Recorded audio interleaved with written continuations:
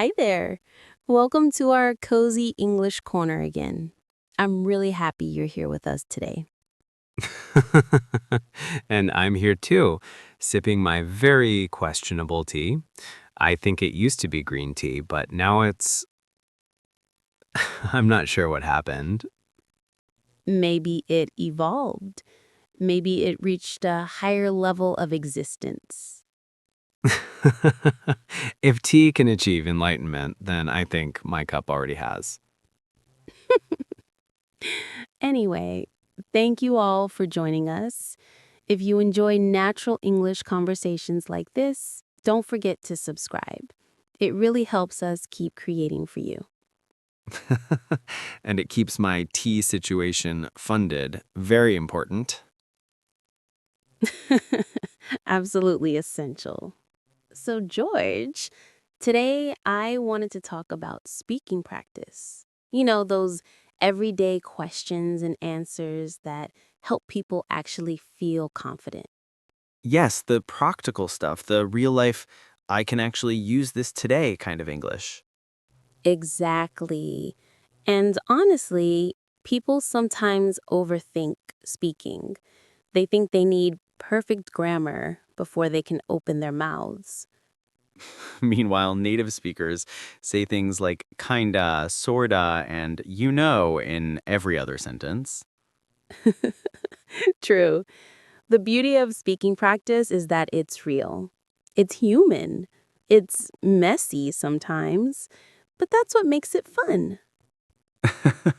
And that's how we'll approach it today. Questions and answers, natural rhythm, some go to phrases people can use anytime. Yes, that's exactly where I wanted to start, with those little expressions people can keep in their pockets. Curious, what's your first one? Hmm, maybe to be honest, I use it all the time. Good choice.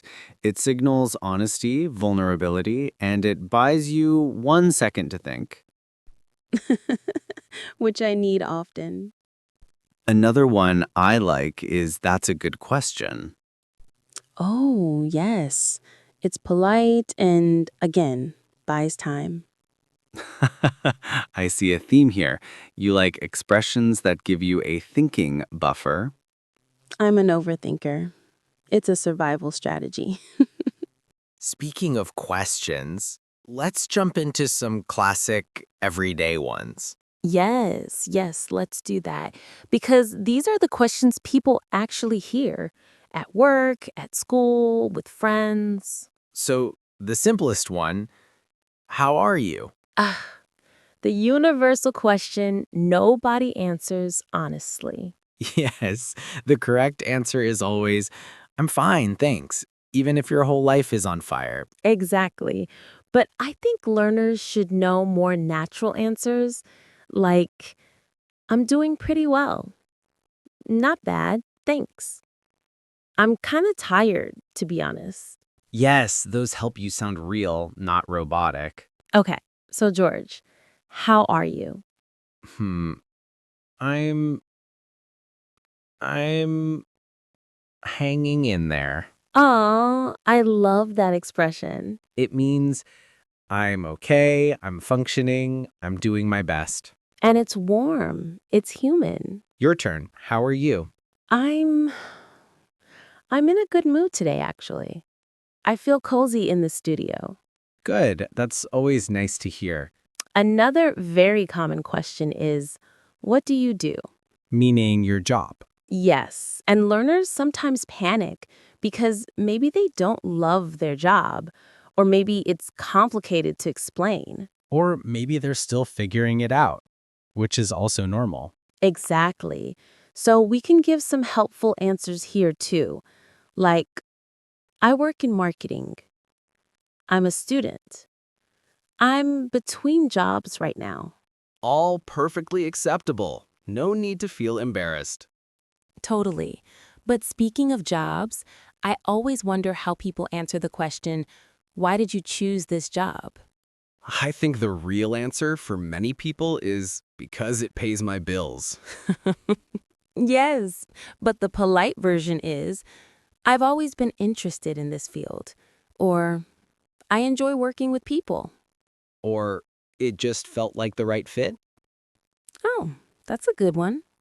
A question I find interesting is, what do you like to do in your free time? Yes. That one gives space for personality. Exactly. And people can answer with very simple structures. I like reading, I enjoy cooking, I'm into photography. I love the phrase, I'm into. It's easy and sounds natural. And flexible. You can be into anything, even my terrible tea. No one is into your tea, George. A man can dream. You know what's funny? Sometimes learners worry that their hobbies sound boring. Yes, they think they must say something impressive, like climbing mountains or making documentaries. When in reality, most people say, I watch Netflix. Exactly. And that's great. Simple is fine. And relatable. Very. Another question. Where are you from? And the key is keep it short. Yes, I'm from Brazil. I'm from Korea. I'm from Germany. If you want to add more, you can, but you don't have to. I sometimes add something like, it's a small city, not very famous. Which sounds human and creates a connection. Exactly. Now, here's a big one. Why are you learning English? Oh, yes. So many possible answers. Work? Studies? Travel? Personal interest? Or because they want to understand means. A completely respectable reason. For me, languages always feel like keys, you know? Like they unlock something. Yes, exactly that. And for learners, easy answers could be, I need it for my job, I want to travel more, I just enjoy learning languages. And one I really like is, I want to feel more confident when I speak. Yes, that's honest. And very common. Speaking of confidence, George, do you remember a moment when you felt insecure speaking another language? Oh, yes, very clearly. Tell me. I once walked into a bakery in France. I wanted to say, "Excuse me, could I have a croissant?" Sounds safe enough. I panicked. Said something that sounded like I was apologizing for stealing a croissant from their grandmother. Oh no. The baker just stared at me with the face of, "Are you okay, sir?" Poor George. But I got the croissant. Victory. And humiliation builds character. That should be an English expression too. Here's another useful question learners hear all the time. What did you do this weekend? Yes, and it always surprises me how stressed people get answering it. They think their weekend must be exciting. No, most weekends are laundry and sleeping. Exactly. So answers can be simple. I relaxed at home. I met some friends. I didn't do much.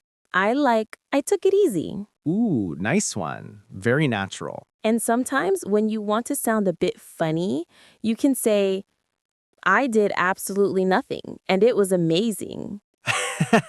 I approve. Another classic, what are your plans for tomorrow? The future tense, always a favorite. Super easy answers. I'm going to visit my parents. I'm meeting a friend. I'm working all day. Or my personal favorite, nothing special really. That's also the truth most of the time. Now, here's a question that leads to deeper conversation. What makes you happy? Oh, I love that one.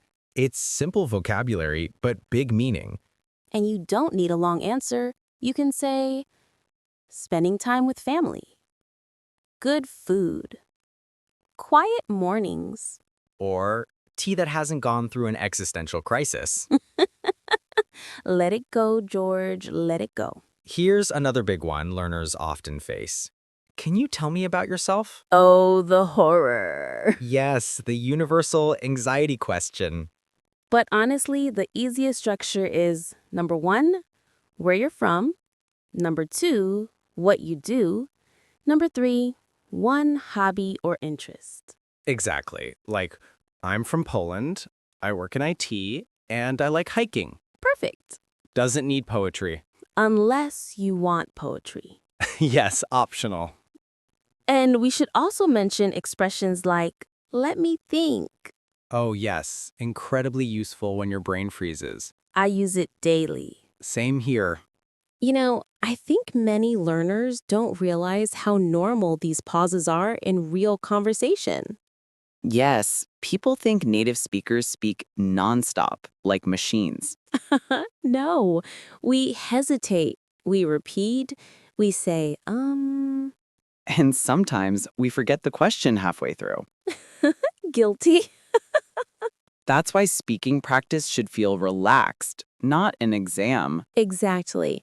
Practice conversations are not about perfection, they're about connection. Nicely said. Thank you. You know another question learners get? Do you like living in your city? Yes. And you can answer with simple, honest lines. Yes, I like it. It's peaceful. It's okay, but it can be crowded. I love it. There's always something to do. Or it has its ups and downs. Oh, that's a good one. Very natural. Because every city has good parts and annoying parts. True. Another realistic everyday question, how's the weather? Humans will never stop discussing weather. It's our universal small talk. So, answers are easy. It's pretty warm today. A bit cold. It's raining again. And my personal classic, it's not too bad. That one can mean anything. Exactly. And here's a fun one. What's something you can't live without? Oxygen. George. Sorry. But seriously, a simple answer works. My phone, coffee, music. Or good conversations. That's a lovely one. Thank you. I meant it. I know. This is why speaking practice is so important. It's not just language, it's personality. Yes, you show who you are through simple answers. Exactly. You know, speaking of personality, people sometimes freeze when the question is, what kind of person are you? Oh, yes. That one feels like a mini therapy session. Exactly. But you can keep it simple. I'm pretty friendly. I'm a bit shy at first. I'm an optimistic person. Or my favorite, I try my best. That's both humble and honest. Another question that appears everywhere is, what are you learning right now? And learners often forget how easy it is to answer. I'm learning English. I'm trying to cook better. I'm practicing the guitar. I like using, I've been working on. Oh, yes. That one sounds advanced but feels natural. Exactly. And you can use it for anything. Let's talk about those tricky social questions too. Like, what's your favorite? Oh, yes, the favorite thing trap. People feel pressure to choose something meaningful. But honestly, you can always say, it's hard to choose. I have a few favorites. It depends on my mood. And then pick any simple example. Yes, humans are not consistent. It's fine. Speaking of favorites, what's your favorite question to ask when meeting someone? Maybe, what brings you joy? Of course, emotional Anastasia. And what about you? I usually ask something like, what are you curious about these days? Oh, that's nice. It opens the door to interesting conversations. Yes, and it's warm. Another big topic learners face is travel questions. Ooh, yes. Let's do some of those. Like, have you been to? Very classic. And if not, the easiest answer is, not yet, but I'd love to. Yes. That sounds positive, not negative. Or if you have been there, yes, I went last year. I visited with some friends. It was amazing. And if the trip wasn't amazing? Then it was an interesting experience. The diplomatic way. Another one, do you prefer the mountains or the beach? And you can answer with very simple structures. I prefer the beach. I like warm weather. I love the mountains. They're peaceful. Or both, but it depends. The most human answer ever. Let's add another expression learners can use in speaking practice. It's hard to explain, but Yes. A perfect tool when your vocabulary isn't ready yet. right. And native speakers also use it when their emotions are complicated. Or when they simply don't know what they're talking about. True. Okay, here's a daily life question learners get a lot. What do you usually eat for breakfast? So simple, so easy, but also a real conversation starter. You can say, I usually have coffee and toast. I like oatmeal. Sometimes I skip breakfast. And if you want to be relatable, I eat whatever I find in the fridge. yes, that's the real life version. Here's another one. Do you like your job? Grinning. Dangerous question.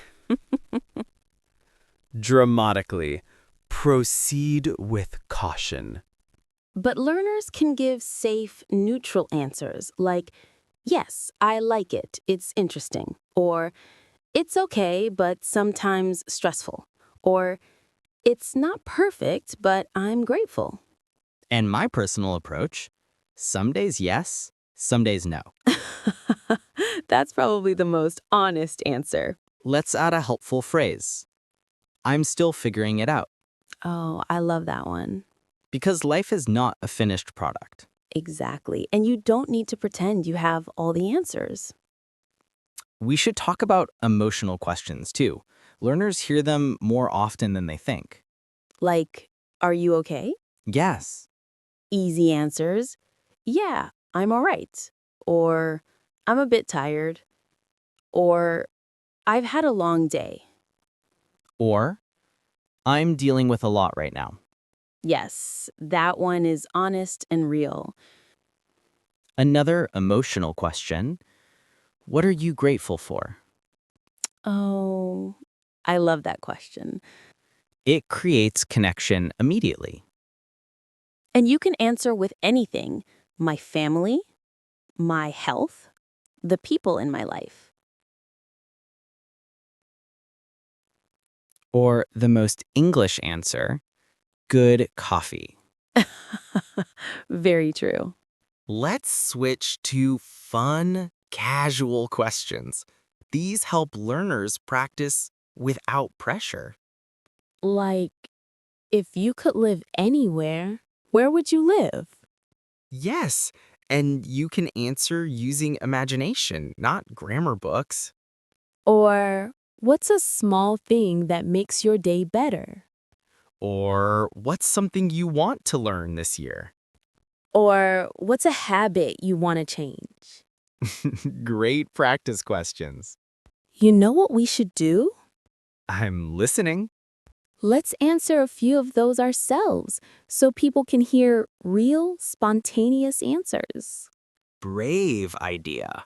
Okay, what's a small thing that makes your day better?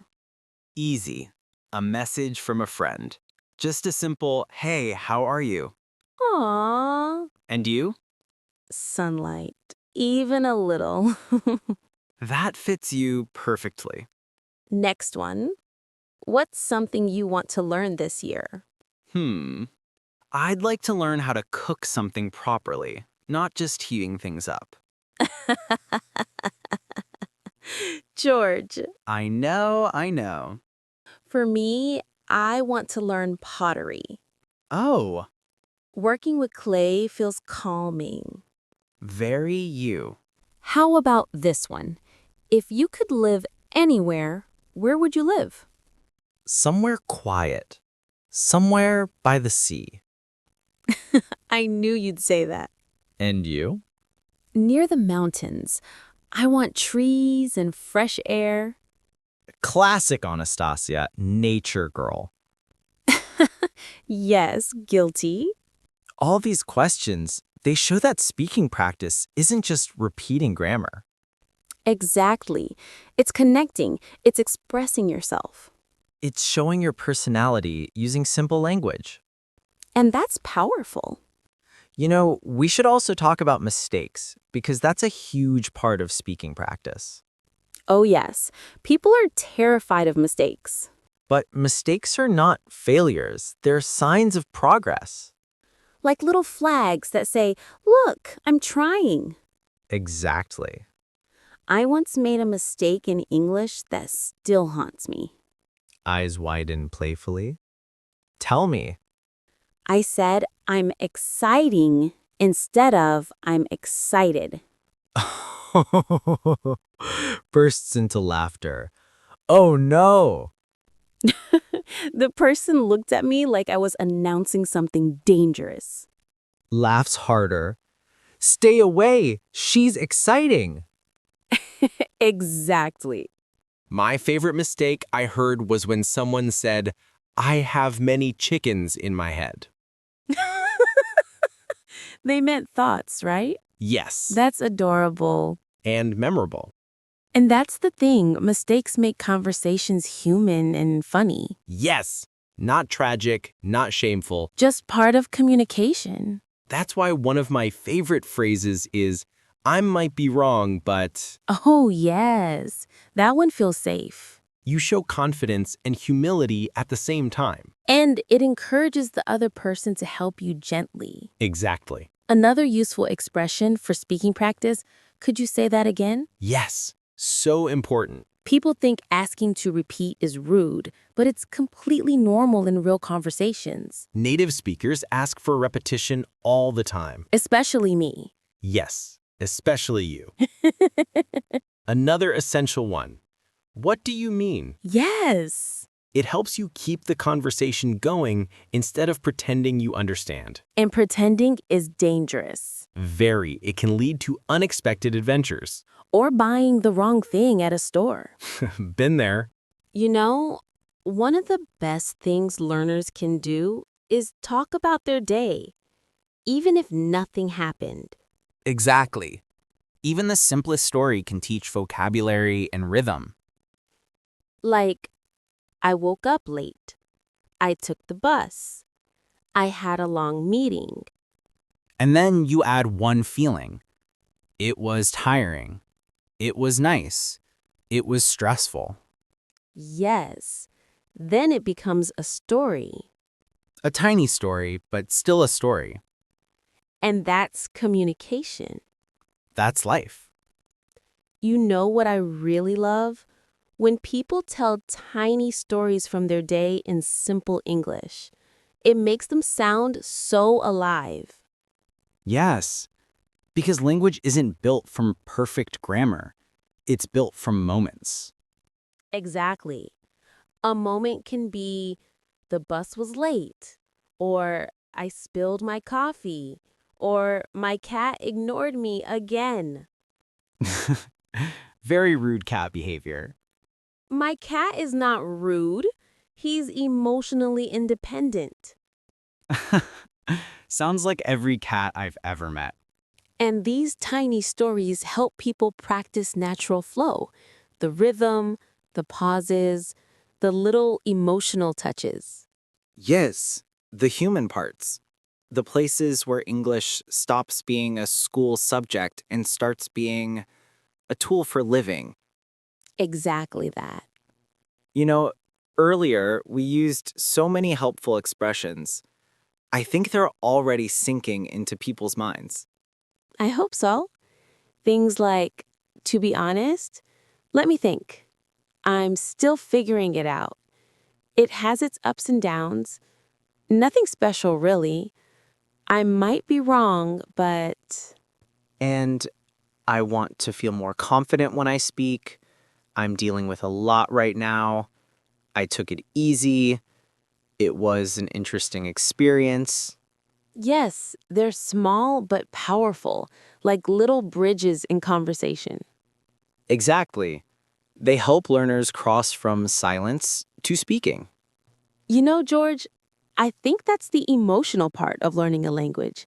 Not the grammar, not the vocabulary, but the courage. Yes. Courage is the real engine. It takes courage to open your mouth, to risk a mistake, to sound imperfect, to be human. And that's why speaking practice matters.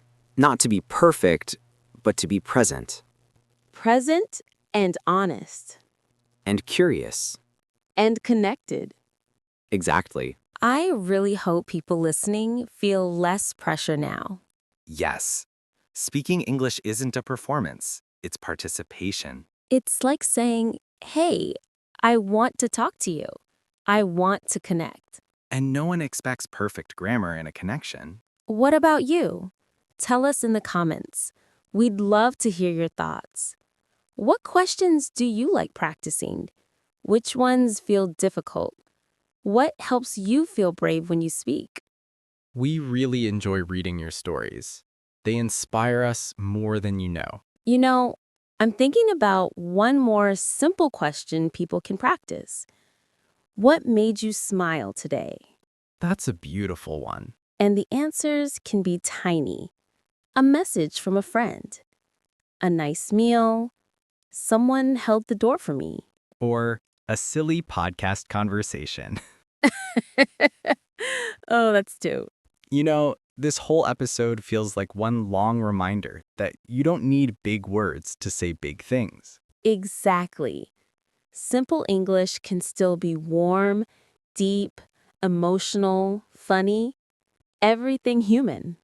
And sometimes simpler is better. It keeps the message clean. And the heart open. Speaking of simple English, do you remember how we talked about small talk at the beginning? Yes, Well, small talk is actually a big skill, you're right. It opens the door to real conversations. and it helps people practice those everyday expressions until they feel natural. And that's the real goal, to feel comfortable, to feel like yourself, even in another language. Exactly.